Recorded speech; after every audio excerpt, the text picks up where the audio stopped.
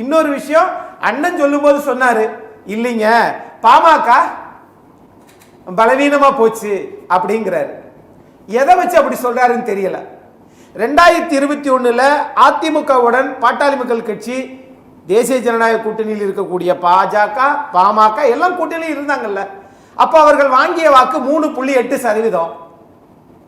2024 அவங்க பாஜகவோட தேசிய ஜனநாயக கூட்டணி போயிட்டாங்க. அப்ப வாங்கிய வாக்கு சதவீதம் எவ்வளவு? 4.2%. உயர்ந்திருக்கா அல்லது சரிஞ்சிருக்கா? இதுக்கு அண்ணன் பதில் சொல்லணும். உடனே அதுக்கு பதில் சொல்ல முடியலன்னா என்ன சொல்லுவாருன்னா, அப்பாவும் மகனும் பிரிஞ்சுட்டாங்கல்ல. ஆனா மாம்பழத்தை ரெண்டா பிரிக்க முடியாத.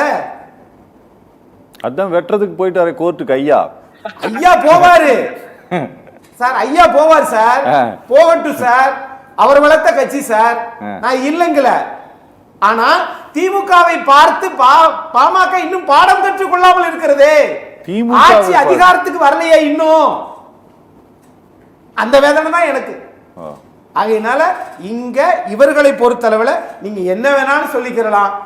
ஆட்சி அதிகாரத்தில் இருக்கக்கூடிய திமுகவை ஆட்சி கட்டிலிருந்து அகற்றக்கூடிய கட்டமைப்பும் வாக்கு சதவீதமும் இங்கதான் இருக்கு.